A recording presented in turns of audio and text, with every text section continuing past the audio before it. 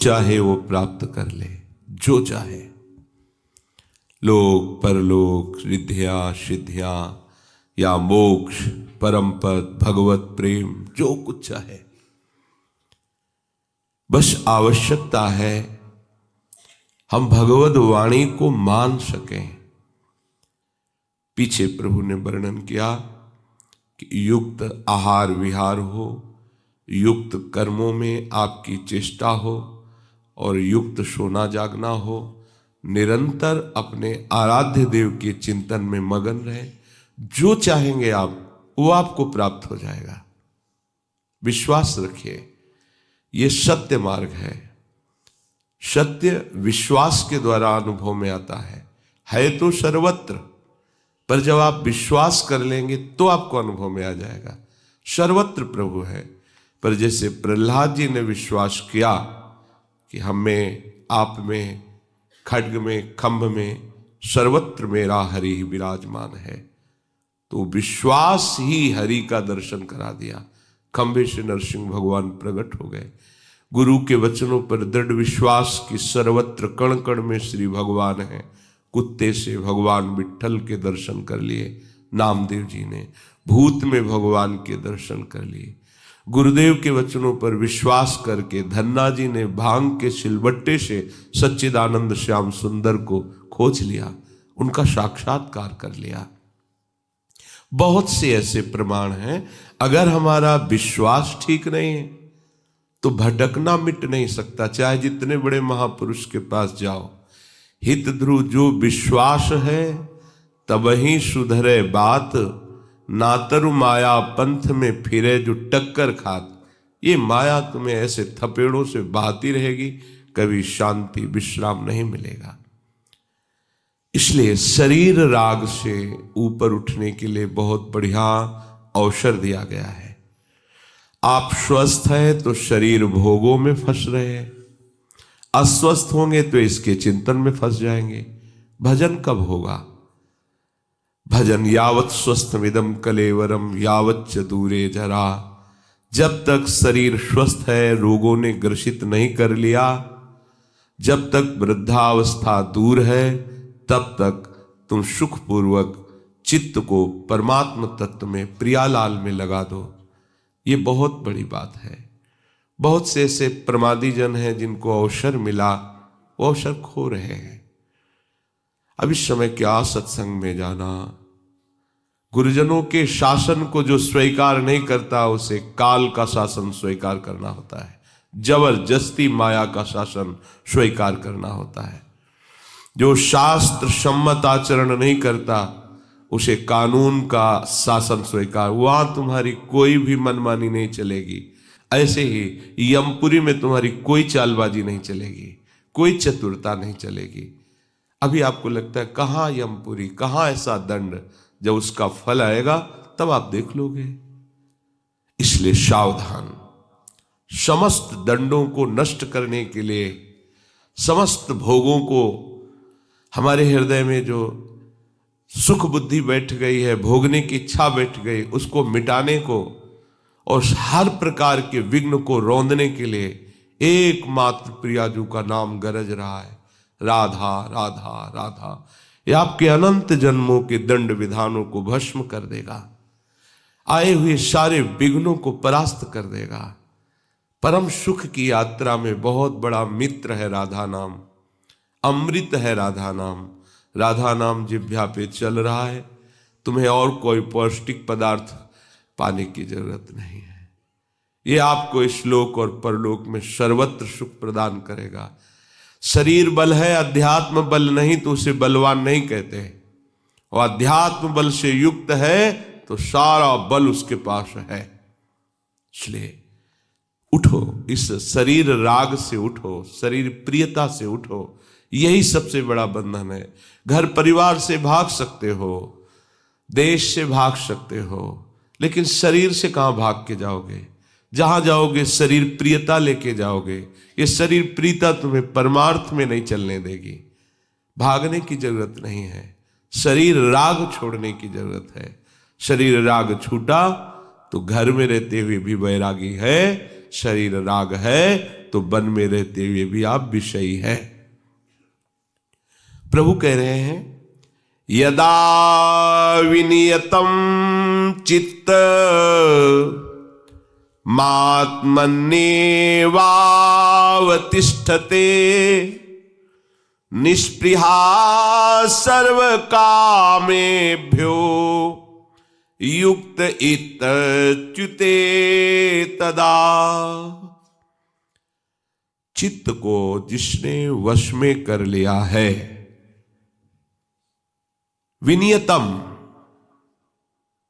कल चर्चा हुई थी, चित्त की 5 अवस्थाएं हैं, मूढ़, क्षिप्त, विक्षिप्त, एकाग्र और निरुद्ध। ये मूढ़ चित्त वाले और क्षिप्त चित्त वाले भजन में कदम नहीं रखते, चाहे जो भेष रख लें, चाहे जैसा बाहरी नाटक कर लें, उनका चित्त भजन में नहीं लगेगा। जिसका भजन में नहीं लगता तो बस इंद्रियों के दुलार में समय कटता रहता है। तो अगे इंद्री को सजाना, रसेंद्री के अनुकूल भोजन पाना, साधन के अनुकूल नहीं, रसेंद्री के अनुकूल, बस इंद्रियों के दुलार में अधिक समय शयन में जाना, अधिक समय सांसारिक चिंतन में जाना, उनका भजन में प्रवेश ही नहीं होता, भजन में रुचि ही नहीं होती, मूढ़ता छाई रहती है, क्षिप्तता रहती है। जो विक्षिप्त है उसे कभी कभी भजन अच्छा लगता है, कभी कभी संसार। इसके लिए सत्संग मिल जाए उसे, तो वो अपने इस विक्षेप को मिटा करके अगला जो अवस्था है एकाग्र, वो एकाग्र हो सकता है। जब एकाग्रता बढ़ती है तो उसे संप्रज्ञात समाधि कहते हैं। उठते बैठते चलते फिरते हर समय वो अपने प्रभु के चिंतन में डूबा रहता है। और जब चित्त निरुद्ध हो जाता है, चित्त चलन की गति गई, चाहे आप चलाना भी चाहे तो अब नहीं चल सकता, स्वरूप में स्थित है, अपने आराध्य देव में तन्मय है। असंप्रज्ञात विचक्षणा समाधि जो योग के द्वारा प्राप्त होती है, वही भजन के द्वारा प्राप्त हो जाती है। विनियत, चित्त को वश में कर लेना। हमारा जो चित्त बार बार किसी व्यक्ति का चिंतन करता है, विषय चिंतन करता है, घटना का, परिस्थिति का, इससे हटा के प्रभु के नाम रूप में लगाना। चित्त वृत्ति निरोधा, जो चित्त वृत्ति को रोक लेता है वही योग है। चित्त वृत्ति अपने आराध्य देव के चरणों में, नाम में, रूप में, लीला में, धाम में, मुरारी पादार्पित चित्त वृत्ति। ये चित्त तभी वश में किया हुआ माना जाता है जब एक क्षण के लिए भी संसार का चिंतन न हो। एक क्षण के लिए भी जो भी वस्तु, व्यक्ति, स्थान का चिंतन हो वो प्रभु से संबंधित हो, प्रभु से विलग, प्रभु से विमुख, एक क्षण के लिए भी संसार का चिंतन न हो। सदा विनियतम चित्त मात्मन्येवावतिष्ठते, अच्छी तरह जिसका चित्त वश में कर लिया गया है। चित्त पहले भी वासुदेव ही था, बाद में भी वासुदेव ही रहेगा। बीच में वासना के कारण नानात्व भास रहा है, नहीं, वर्तमान में भी चित्त का अधिष्ठात्र वासुदेव ही है। और जिसे ये अनुभव हो जाता है वो महात्मा दुर्लभ होता है। वासुदेवा सर्वम इति स महात्मा सुदुर्लभा। सर्वत्र जिसे अपना आराध्य देव अनुभव में आ गया, ऐसा महात्मा सुदुर्लभ है। संसार के चिंतन से रहित चित्त स्वरूपतः अपने स्वरूप में आ जाता है। वासुदेव ही स्वरूप है चित्त का। जब तक संसार का चिंतन होगा तब तक चित्त में रहते हुए भी हमारे चित्तचोर हमारे अनुभव में नहीं आएंगे। बैठे तो हैं सबके हृदय में अनंत शक्तियों को लिए हुए अनंत ऐश्वर्य माधुर्य जिनका है, वो युगल सरकार विराजमान है। पर जब तक संसार का चिंतन करते रहोगे तब तक वो चित्त में है पर अनुभव में नहीं आएंगे, चिंतन में नहीं आएंगे। पहले संसार का चिंतन छोड़ना होगा। अनन्य चिंतन, अनन्य चेता सततम यो माम स्मरति नित्यशः, नित्य निरंतर सतत मेरा ही केवल चिंतन, तस्याहम सुलभा, मैं उसके लिए सुलभ हो जाता हूं। सुलभ क्या? प्रकाशित हो गए। जो चित्त में छुपे हुए थे वो चित्त में ही प्रकट हो गए। अब चित्त चित्त नहीं रहा, अब चित्त चोर का रूप धारण कर लिया। एक एक वृत्ति भगवदाकार प्रिया प्रीतम में है। ये केवल कहने की बातें नहीं है। जब आप ऐसा भजन करेंगे कि संसार का कोई भी नाम रूप वस्तु स्थान प्रभु से बिलग ना अनुभव में आवे, न चिंतन में आवे, तो देखेंगे आपके चित्त में ही ज्योतिर्मय तेजोमय प्रभु प्रकाशित हो जाएंगे। जब ये संसार नहीं था तब वो था, जब सब कुछ नहीं रहेगा तब भी वो रहेगा। वही तुम्हारे चित्त में बैठा हुआ है, वह भी इसी क्षण वो है। वो ज्यों का त्यों अभी विराजमान है। बस आपको अनुभव में इसलिए नहीं आ रहा कि आप अन्य चिंतन करते हो। अन्य चिंतन छोड़ो, तभी कहा गया अनन्य चिंतन निरंतर चिंतन। बात पकड़िए। इस सृष्टि रचना के पहले जो थे वही सृष्टि रचना के लय होने के बाद भी रहेंगे। वर्तमान में वो हमारे चित्त में ही विराजमान है, पर हमारा जब तक चिंतन नहीं अंतर्मुख होगा तब तक वो अनुभव में नहीं आएंगे। खोजते खोजते जन्म के जन्म बाहर व्यतीत हो जाए पर अनुभव में नहीं आएगा। वो जब अनुभव में आते हैं जब आप लौटते हैं अंतर्मुख होकर, उनके संबंध से ही व्यवहार, उनके संबंध से ही चेष्टा, उनके संबंध से ही चिंतन, उन्हीं को लेकर के। तो बस अनन्य चिंतन जहां हुआ तो हृदय में वो प्रकाशित है, वो प्रकट हो गए। जब भय प्रकट कृपाला तो फिर अब उसको कुछ और प्राप्त करना बाकी नहीं रहता। कहते इतना अपार आनंद उसको मिलता है कि अब मन को कहीं लगाना भी चाहे तो नहीं लगेगा। उधो मन माने की बात, दाख छुहारा छाणी अमृत फल, बिस्कीरा बिस्खात उधो मन। अब तो मन मोहन से मान गया है, अब तुम्हारे आत्मज्ञान का उपदेश हमारे ऊपर चढ़ने वाला नहीं है। मन को कहीं भी कभी भी कैसे भी हटाना चाहे तो वो उपासक हटा नहीं सकता। जैसे अनन्य चिंतन नहीं है तो मन को आप लगाने की चेष्टा करो पर लगा नहीं सकते प्रभु में। ऐसे अनन्य चिंतन के प्रभाव से जिसके हृदय में प्रभु प्रकट हो गए हैं, वो मन को कहीं भी किसी से भी आसक्त करना चाहे, हटाना चाहे प्रभु से, तो नहीं हटेगा। गोपीजन कहते हैं कि ठीक है, जब उनको हमारे बिना अच्छा लगता है मथुरा में तो ऐसा करती है, हम उनकी चर्चा ही बंद कर देते हैं।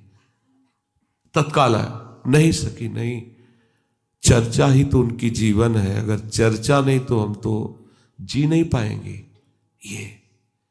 ये चित्त की दशा के चलो हम अब आज से नहीं करेंगे, नहीं सर मैं जी नहीं पाऊंगा, ये स्थिति।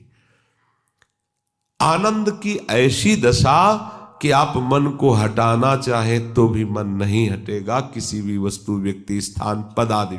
ये ऐसे थोड़ी महापुरुषों ने कह दिया कि हमें परमेष्ठी पद नहीं चाहिए, हमें सम्राट पद नहीं चाहिए, हमें देवराज इंद्र का पद नहीं चाहिए, हमें योग की सिद्धियां नहीं चाहिए, पर हे प्रभु आपकी निरंतर स्मृति और सेवा ये हम नहीं छोड़ पाएंगे, ये हमें चाहिए। भगवत स्मृति और भगवत सेवा अपार सुख है। ये रसानंद जब उससे मिलता है तो उससे तल्लीन होना नहीं पड़ता, मन उसी में तल्लीन। जैसे एक चींटा गुड़ के सीरा में फंस जाए तो अब उसकी एक ही बात हो सकती है, मृत्यु, दूसरा कोई उपाय नहीं। आप निकालना भी चाहे तो उसकी टांगे वहीं रह जाएंगी, वो मरेगा। ऐसे ही मन एक बार भगवदानंद में बस मरेगा भी है। अब इसका विषय रस नष्ट हो जाना ही इसको मरना कहा गया है। विषय रस की बिल्कुल कहीं कोई इच्छा ना होना, ये मरा हुआ मन कहा जाता है। जैसे मक्खी कहीं भी बैठे उड़ सकती है, लेकिन धोखे से अगर आग में बैठ गई अंगार में तो धुआं उठेगा, मक्खी नहीं उठेगी। ऐसे ही मन कहीं भी भाग ले भागता रहेगा, लेकिन जिस दिन भगवदानंद में चिपका तो इसका अस्तित्व ही खत्म हो जाएगा। मन मन ही नहीं रह जाएगा, वो मनमोहन बन जाएगा। ये पूरा हृदय भगवत स्वरूप हो जाता है चिंतन के प्रभाव से। प्रभु हैं, सबके हृदय हैं, पर आपका चिंतन प्रभु का नहीं हो रहा, इसलिए अनुभव में नहीं आने वाले। निष्पृहा सर्व कामेभ्यो युक्त इत्युच्यते तदा। जब वो ऐसा निष्प्रिय हो जाता है उपासक भजन करते हुए कि जो कुछ प्राप्त है उसके पास उसमें कोई राग नहीं, और अप्राप्त जो है उसकी कोई कामना नहीं। देखिए भजन का प्रभाव, जो भी आपको सुख सुविधा आसपास जो भी प्राप्त है उसमें कोई राग नहीं है, और जो भी आपने सुना है पढ़ा है जैसा भी लोकांतर के सुख, उसकी कोई कामना नहीं। अप्राप्त की प्राप्ति की चाह नहीं, और प्राप्त का कोई राग नहीं, निष्प्रिय। ये स्थिति भजन से आएगी, बातों से नहीं आएगी। जितना आप भजन करेंगे खुद आपके हृदय में आती चली जाएगी। दृष्ट और अदृष्ट, जो देखा है भोग या जो सुने हैं शास्त्रों में, स्वर्ग ऐसा, वहां नंदनवन में अप्सराएं, ये वो, दृष्ट अदृष्ट, इहलोक परलोक, श्रुत अश्रुत, संपूर्ण भोगों से मन हट जाता है, उसे निष्प्रिय कहते हैं। निष्प्रिय कब होता है? जब उसको भजन का सुख मिलने लगता है। खास बात, हर समय प्रभु का चिंतन करना, जबरदस्ती करना, मन जहां जाए वहां से हटाकर प्रभु के नाम रूप में अपने लक्ष्य में लगाना। जब किंचन मात्र भी किसी भी भोग की चाह नहीं रह जाती तो उसे योगारूढ़ योगी कहते हैं। चाहे वो किसी मार्ग का पथिक हो, ज्ञान का, भक्ति का, कर्म का, योग का, वो सब योगी कहलाते हैं। भगवान ने संकेत भी किया, तेषाम सतत युक्तानाम भजताम प्रीतिपूर्वकम ददामि बुद्धि योगम तम। मैं उसे बुद्धि योग प्रदान करता हूं। अब बुद्धि नहीं रह गई, अब वो भगवत स्वरूप हो गई है। किसकी? तेषाम सतत युक्तानाम भजताम प्रीतिपूर्वकम, जो निरंतर प्रेम पूर्वक प्रभु का मधुर मधुर नाम स्मरण करता रहता है, रूप ध्यान में रहता है, उसको प्रभु बुद्धि योग प्रदान कर, वो योगी है। प्रभु कह रहे हैं कि यदा तदा का भाव है कि भगवत प्राप्ति इतने दिनों में हो जाएगी, इतने महीनों में हो जाएगी, इतने वर्षों में हो जाएगी, इतने जन्म में हो जाएगी, ये निश्चय नहीं है। ध्यान दीजिए, इतने दिनों में भगवत प्राप्ति हो जाएगी, इतने महीनों में, इतने वर्षों में, इतने जन्मों में, ये निश्चित नहीं है। क्या निश्चित है? प्रत्युत जिस क्षण तुम्हारा चित्त संसार का चिंतन ना करके भगवत चिंतन में तन्मय हो गया, उसी समय भगवत प्राप्ति हो जाएगी। ये तुम जब चाहो तब कर सकते हो, स्पष्ट बात है। जब चाहो तब कर सकते हो। ये महीनों, वर्षों, दिनों या जन्मों में होने वाली नहीं। जिस क्षण में तुम्हारा चित्त संसार के किसी भी व्यक्ति, वस्तु, स्थान का चिंतन न करके एकमात्र अनन्य चिंतन अपने आराध्य देव का, देखो अभी ऊपर बताया कि लोक परलोक, प्राप्त अप्राप्त, श्रुत अश्रुत, दृष्ट अदृष्ट, किसी भी भोग का चिंतन नहीं, एकमात्र श्यामा श्याम श्यामा श्याम, बोले उसी क्षण भगवत प्राप्ति हो जाएगी। अभी भजन तो करते हैं पर संसार का चिंतन चल रहा है, भोगों का आकर्षण चल रहा है। तो जब तुम मिटा पाओ, ध्यान दीजिए, तभी आपको भगवत प्राप्ति। कह रहे इतने दिनों में, इतने महीनों में, इतने वर्षों में, इतने जन्मों में, इसके लिए कोई नहीं कह सकता। प्रत्युत जिस क्षण तुमने अपने चित्त को ऐसा बना लिया कि प्रभु के चिंतन के सिवा और कुछ नहीं रह गया, उसी क्षण तुम्हें भगवत प्राप्ति का स्वयं अनुभव हो जाए। मंद मंद मुस्कुराते हुए हृदय निकुंज से गलबैया देकर वो आपको दिखाई देंगे आ रहे हैं। निकस कुंज ठाढ़े भय भुजा परस्पर, ये आपके हृदय में ही दिखाई देगा। तो अपना लक्ष्य अपने को पुष्ट करना है, संपूर्ण पदार्थों से स्पृहा रहित होकर निरंतर अपने आराध्य देव के चिंतन में रहना है। किंचन मात्र हमारे अंदर कोई वासना न रह जाए, इसके लिए समर्थ है भगवत नाम। बात समझ लीजिए, भटकने की जरूरत नहीं है। गोस्वामी जी कह रहे हैं कि हम भगवान शंकर को साक्षी करके कहते हैं, अगर थोड़ा भी हम असत्य हो तो हमारी जबान गल जाए। मुझे जो कुछ प्राप्त हुआ है रा और मां 2 अक्षर से मिला है। उनके जीवन में यह भी देखा गया कि वो कितने पत्नी से आसक्त थे, देखा गया, एक क्षण भी दूर नहीं हो सकते थे, लेकिन नाम का आश्रय लिया तो इतने बड़े महापुरुष बन गए कि कोई भी शास्त्र का सूत्र ऐसा नहीं जो रामचरितमानस में ना हो। उपनिषद, वेद, पुराण, सिद्धांत जो भी चाहो सब रामचरितमानस में आपको विराजमान मिलेगा। गीता के श्लोक और रामायण के दोहे चौपाई मिला लो। त्रिविधम नरकस्येदम द्वारम नाशनमात्मन कामः क्रोधा तथा लोभा तस्मादेत्रयम् त्यजेत। काम क्रोध मद लोभ सब नाथ नरक के पंथ। सीधे टीका है उसकी, नाथ नरक के पंथ। अब आप विचार, सब शास्त्रों का कैसे प्रकट हुआ? पढ़ाई लिखाई से थोड़ी। राम राम राम